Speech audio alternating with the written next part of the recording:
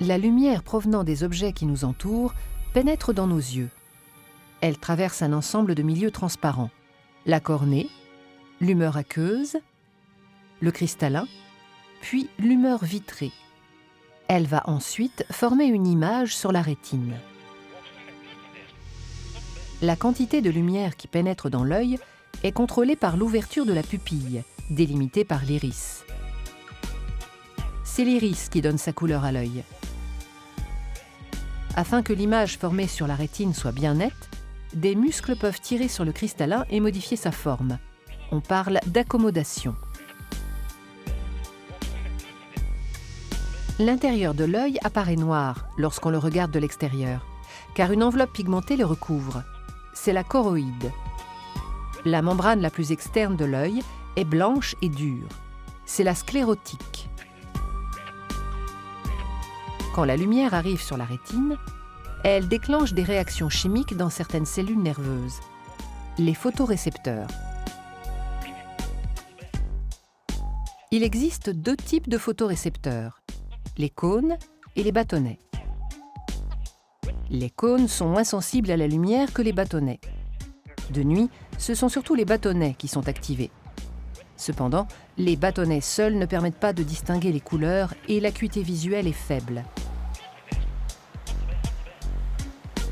Les cônes permettent une acuité beaucoup plus forte, mais ne sont activés que lorsque la luminosité est suffisante. Ils permettent de distinguer les couleurs. Chaque type de lumière colorée active plus ou moins les trois types de cônes différents présents dans la rétine. Les réactions chimiques ayant lieu dans les cônes et les bâtonnets entraînent la création de messages nerveux qui se propagent dans le nerf optique.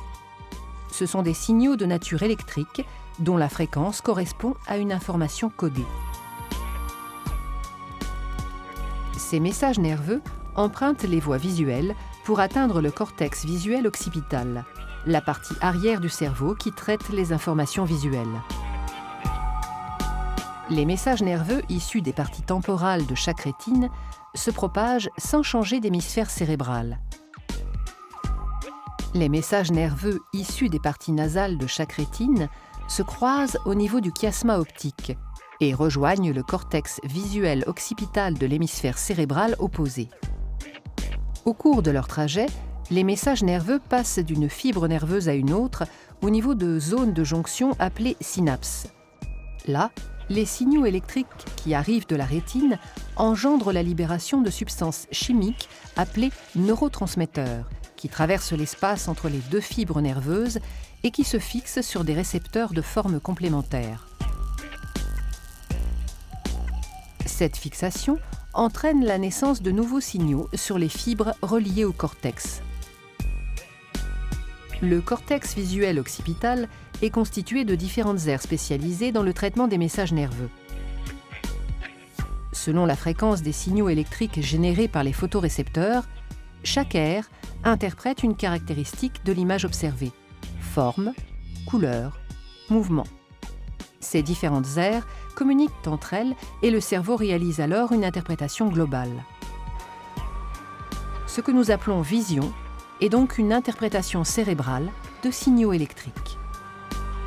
Ainsi, une même image peut être interprétée de manière différente chez des individus différents qui n'ont pas vécu les mêmes expériences ou chez la même personne à des moments différents de sa vie.